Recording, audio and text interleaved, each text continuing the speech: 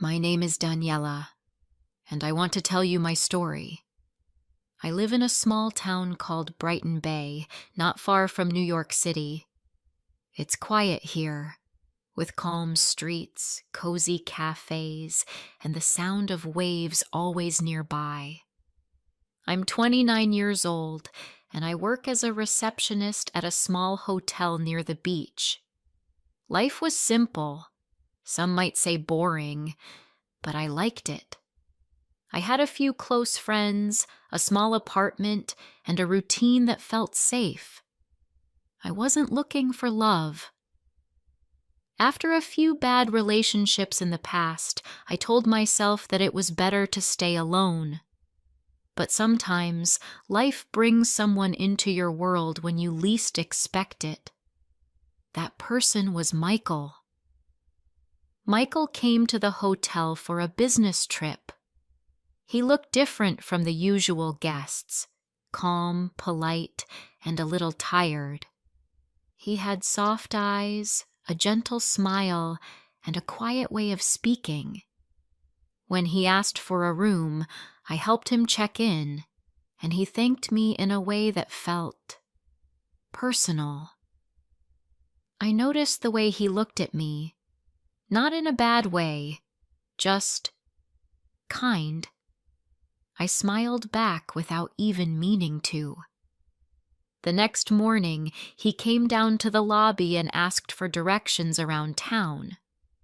I told him where to get the best coffee, where the beach was nice and quiet, and which seafood restaurant locals liked best.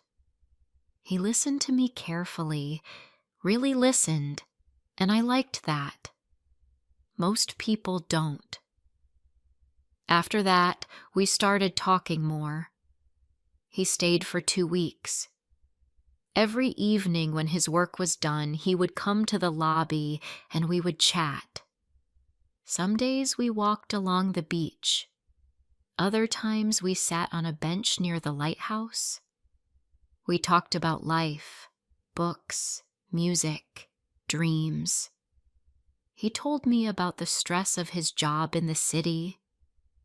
I told him about my quiet life here. I felt comfortable with him. I felt seen.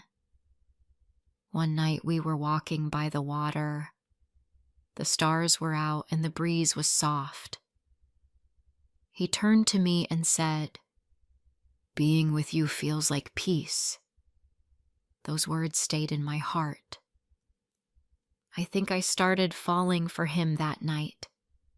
When his 2 weeks were over, he left Brighton Bay, but we kept in touch. Every day he sent me messages. Every night we talked on the phone. We laughed. We shared stories. And I missed him more than I thought I would. A month later, he came back. This time, he didn't stay at the hotel. He rented a small house near the harbor and asked me to visit. We made dinner together. We listened to music and danced in the kitchen.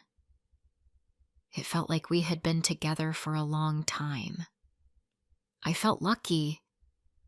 But then one evening, something changed. We were sitting on the couch, drinking tea, and he looked serious. He took a breath and said, "Daniela, I need to tell you something." I looked at him. My heart started to beat faster. "I'm married," he said, looking at the floor. "I have 2 children." My body froze. I couldn't speak. My hands felt cold. I looked away. "I didn't mean to hide it," he said.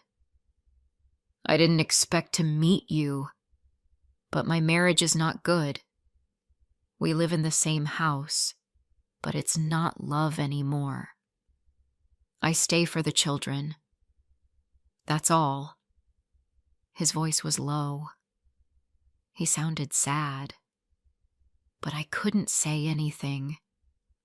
My thoughts were all over the place. I stood up and walked outside. The air was cold, and I could hear the ocean waves. I felt like crying.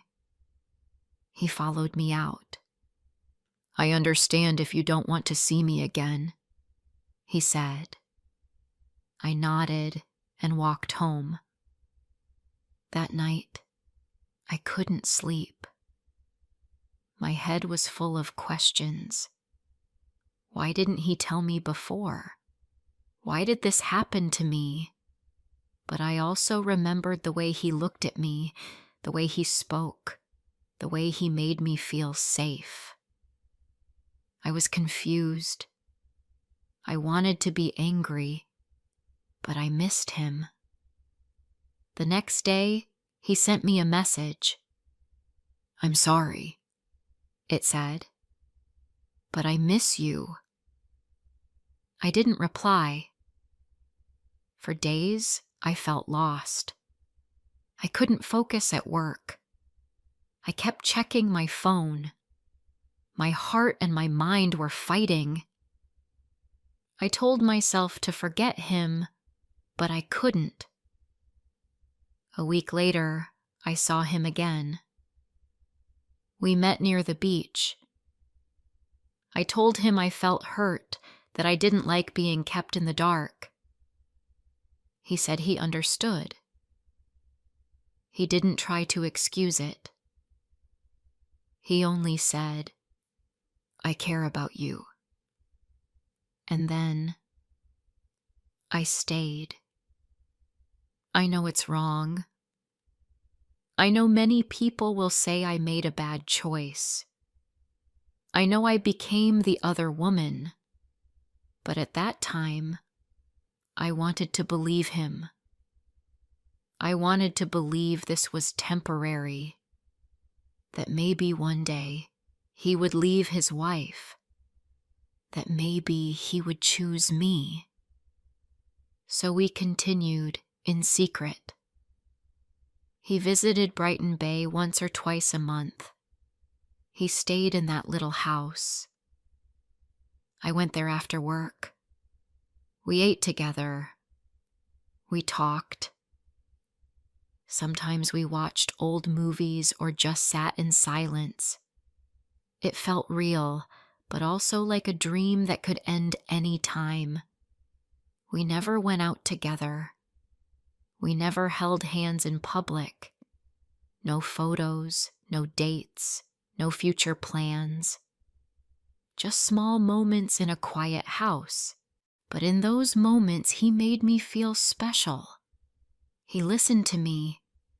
He remembered the little things I said. He helped me cook, made me laugh, brought me books I mentioned once. He made me feel loved. Still, deep inside, I knew the truth. I was not his first choice. I was not part of his real life. I was something on the side, something easy, without problems. And yet, I didn't leave. Why? Because I loved how he made me feel. Because I believed him. Or maybe, because I was afraid to be alone. Those quiet nights with him gave me something to hold on to. Even if it hurt, it was better than nothing. But slowly, things started to change inside me. I stopped smiling the way I used to. I waited for his messages more than I should. I made my schedule around his visits. I said no to friends. I stayed home, always waiting for him to call. My world became smaller. Just him and silence. Sometimes I stood on the beach and asked myself, is this love? Or am I just lost? And I would tell myself, wait, maybe one day things will be different. But the questions didn't stop. They grew louder. The weeks passed, and I stayed in that quiet world, waiting for Michael. I still loved him, but something inside me was changing. I started to feel tired, not just in my body, but in my heart. I was always waiting for a message, waiting for a visit, waiting for love that was only mine for a few hours at a time. Sometimes he came for a weekend. We stayed in the little house near the harbor. We talked, cooked, and held each other. But when he left, the house felt cold and empty. I looked around and saw only my things. He never left anything behind. No clothes, no photos, no sign that he had ever been there. It was like he lived two lives, and in one of them, I didn't exist. I tried to tell myself that love takes time. I believed he cared about me. Maybe he did. But he still went back to his wife, to his children, to the life where I did not belong. And I began to wonder, why do I let this happen? One night, after he left, I sat by the window and watched the rain fall. I asked myself, what am I doing with my life? I loved someone who could not give me a full heart. I was always second. I had dreams too, a home, a child, a man who would choose me every day. But instead, I had empty rooms and silent nights. I started to feel that I deserved more, but I was scared. I didn't want to lose him. I didn't want to feel lonely. Some part of me hoped he would change, that one day he would come to me and say, I left. I'm here now, just for you. But that day never came. I spoke to my friend Nina, the only one who knew the truth. I told her how I felt, tired, sad, confused. You deserve to be first, Daniela, she said. You should be with someone who's proud to love you, someone who walks with you in the daylight, not just hides with you in the dark. Her words stayed with me. I started to notice how much I had changed. I didn't laugh like I used to. I didn't go out. I always checked my phone. I had stopped doing things I loved, reading by the sea, walking in the park, having dinner with friends. My world had become small, and I was the one who let it happen. One evening, Michael visited again. He smiled, brought flowers, kissed my forehead. He acted like everything was fine, but I was quiet. What's wrong? He asked. I don't know if I can keep doing this, I said. He looked surprised. Why now?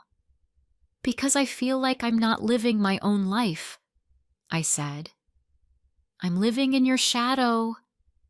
I wait for your visits, your calls, your words, but I'm always waiting. I want more.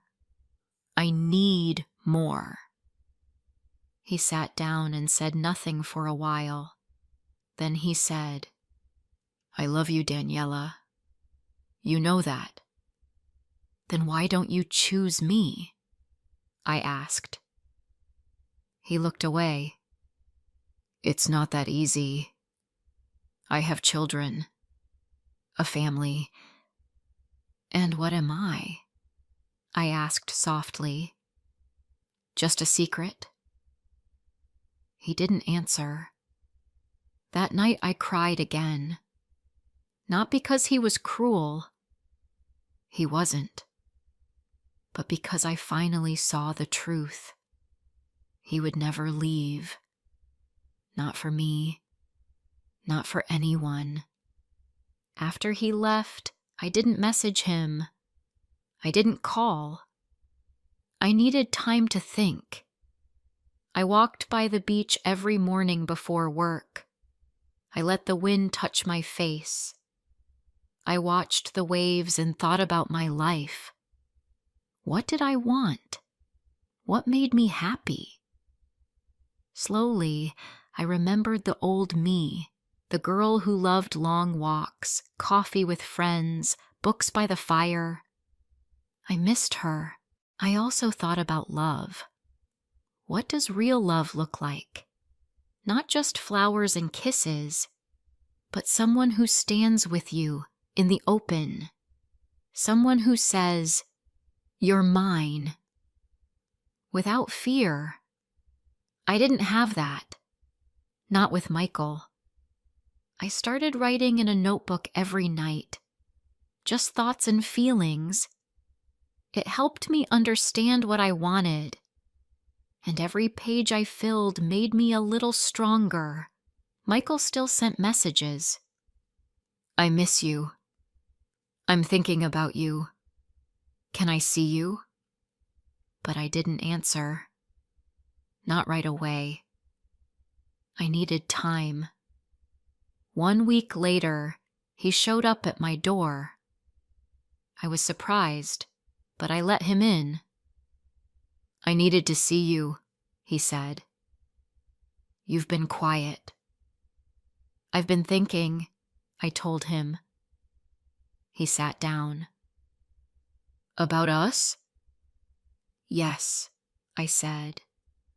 "About everything." We talked for a long time.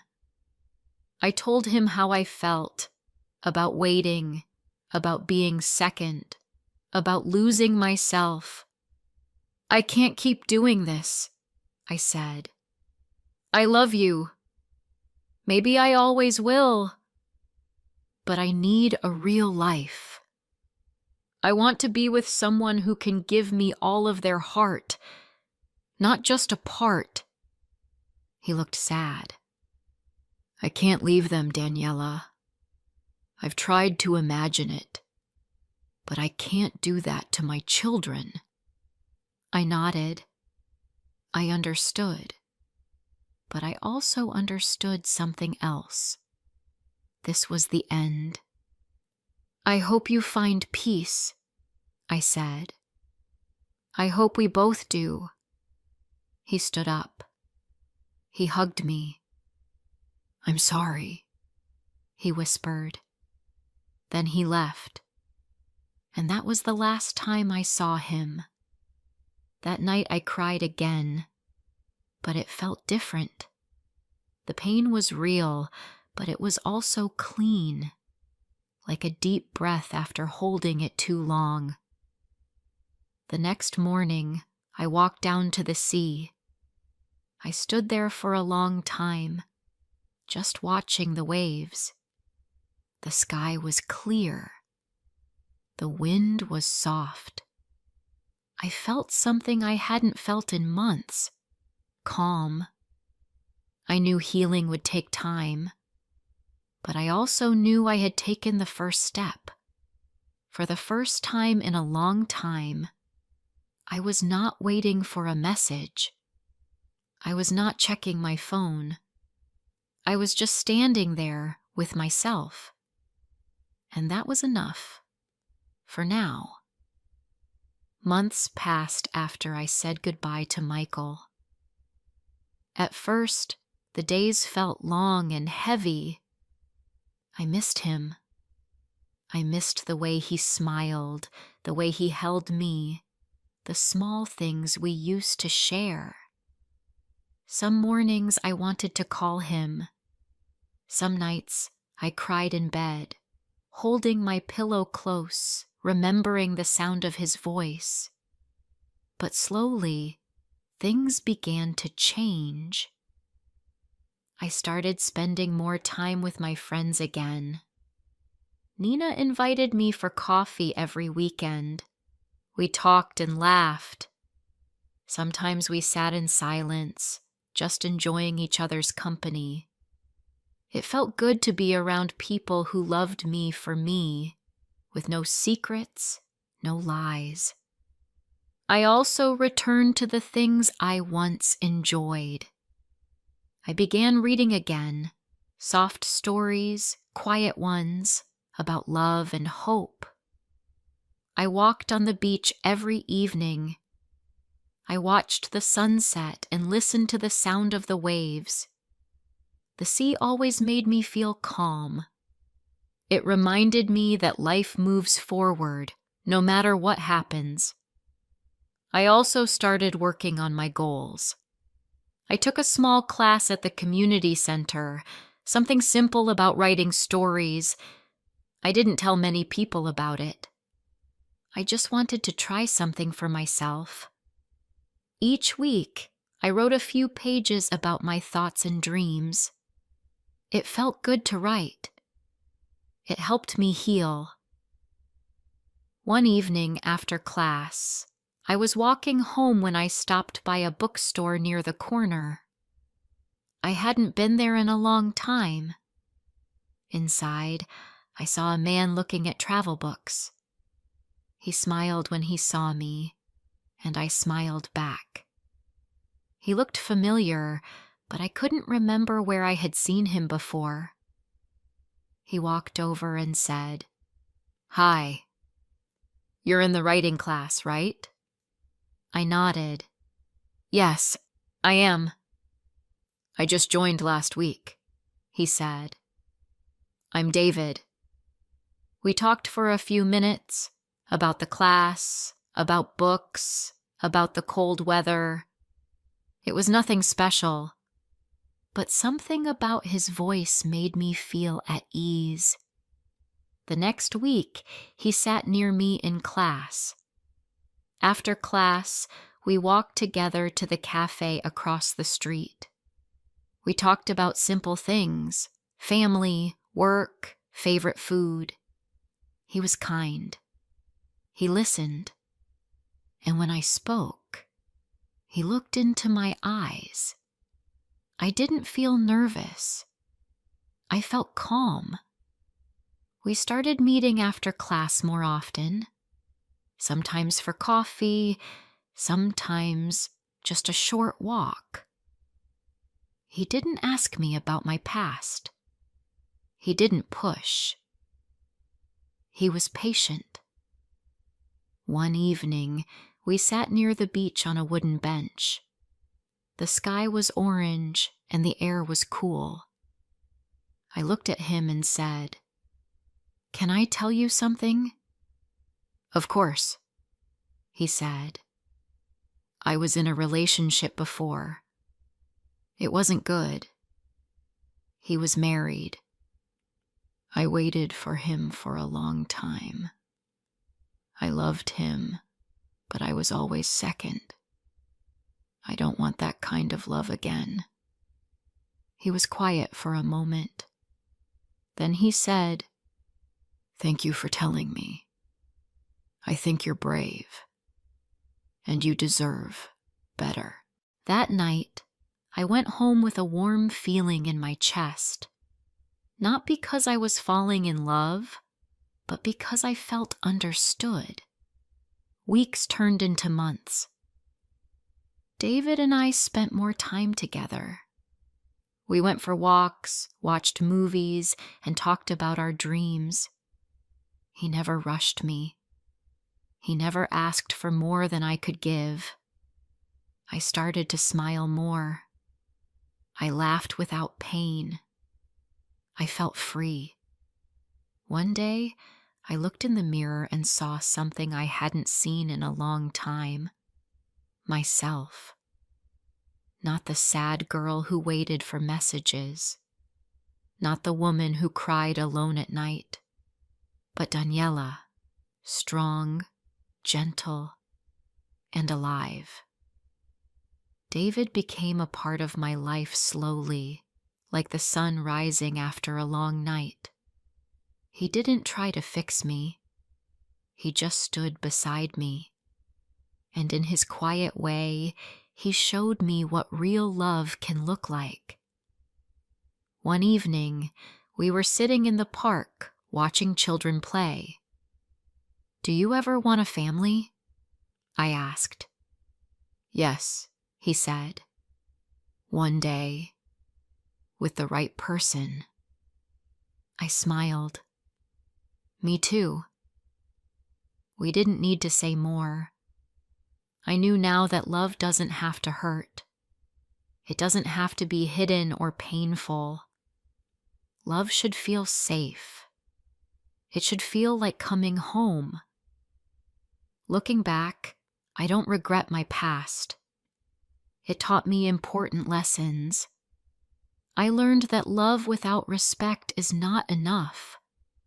That waiting for someone who cannot choose you will only bring pain. That no one else can give you peace. You have to find it inside yourself. And now, I have peace. I have hope. I have love. Not from someone who hides me, but from someone who walks beside me. If someone asked me today, was it worth it? I would say yes. Because through all the sadness, I found myself. And in finding myself, I opened the door to a new kind of love, a better one I truly deserve.